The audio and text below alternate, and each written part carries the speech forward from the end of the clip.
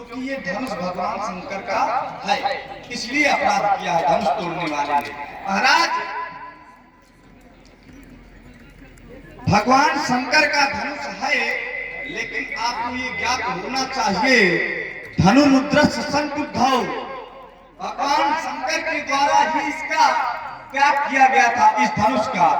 और जब जनक के पूर्वज देवराज को दिया गया है, देवराज को, तब कहा गया है तस् प्रतिज्ञा त्वय कार्य भंगाए तोलनाय चाहे, ठीक, उन्हीं के द्वारा कहा गया था। चलो ये बात बताओ, तुम करो धनुष तोड़ करके अपराध किया गया है, अच्छा ईमानदारी से आप लोग बताना, यदि धनुष तोड़ने वाले ने धनुष को तोड़ करके अपराध किया होता तो क्या उसकी जय जयकार हो रही होती? क्या बताओ आप लोग, अगर अपराध किया होता तो क्या जय जयकार हो रही होती? क्या लोग प्रसन्न होते? लेकिन जिस समय धनुष तोड़ने वाले ने धनुष को तोड़ करके पृथ्वी पर डाला तो फिर सारे लोग प्रसन्न हो गए। प्रभु तो चाप खंड नहीं डारे, देख लोग सब भये। अरे अच्छा बताओ, अपराध बाद में सुखी होता है, क्या हो गया है उनकी बुद्धि को? समझाओ अपन लोग, सारे लोग प्रसन्न है महाराज। और यदि अपराध किया गया होता तो सारे लोग प्रसन्न न होते। आपने कहा कि माता पिता गुरु ये कुछ भी कहे तो मान लेना चाहिए, लेकिन ना एक सिद्धांत और है, और वो क्या है व्यास जी? बोला बिना ही विचारे जो करे सो पाछे पछताए। अब आप लोग तो मान लो ज्ञानी लोग हो, क्योंकि यहाँ के लिए कहा गया है पुर नर नार सुभग सुचि संता धर्मशील ज्ञानी गुणवंता। आप लोगों ने देखा होगा कि जनक जी ने विचार नहीं किया पहले प्रण करने से, तो देख लो क्या स्थिति हुई थी। अब ये कह रहे मानना चाहिए, लेकिन महाराज एक पात्र ऐसा है न उसने माता की मानी, न उसने गुरु जी की मानी, न उसने पिताजी की मानी, और आप कह रहे मानना चाहिए। कैसे? बोले कहता क्या है? बोले मोहि उपदेश दीन गुरुनी का, मोहि उपदेश।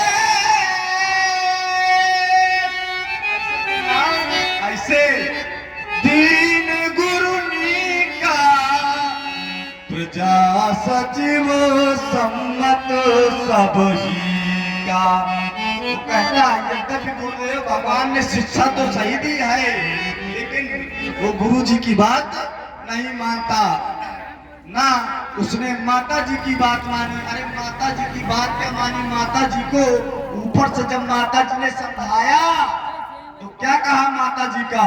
जो पे गुरु रही तो ही तू जनमत का मारे मोही।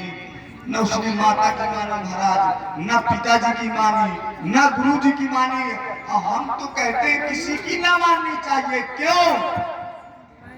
किसी की बात मानने से पहले व्यक्ति को एक बार विचार अवश्य करना चाहिए। ऐसा नहीं कहा तुमरे सही का गुरु हो तो कह दे तुम मत पूछ जाओ, अब सबसे विचार करेगा क्या? विचार करना चाहिए। क्यों? क्योंकि जो लोग विचार नहीं करते वो लोग बाद में पश्चाताप अवश्य करते हैं। इसलिए विचार करना महाराज अवश्य क्या करो, पढ़े लिखे नहीं हो। हमको तो लग रहा है आप पढ़े लिखे नहीं रहे हो। क्यों व्यास जी? ये कह रहे ध्रुग्रह पढ़न गए रघुराई। जब ये इतना कह रहे थे तो इनसे केवल इतना पूछ लेते रघुराई एक वचन।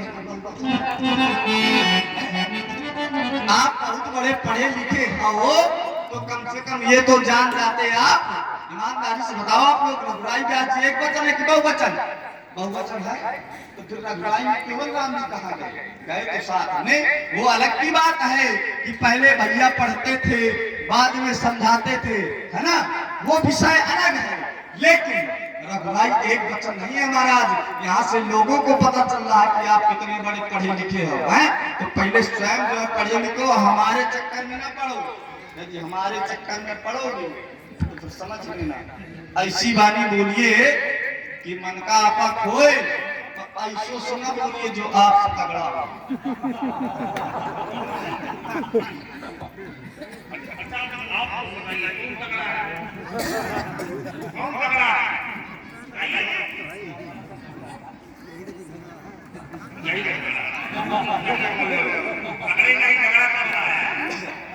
बिल्कुल सही। बोला करो लेकिन तौल के बोला था, पहले तौलो फिर बोलो।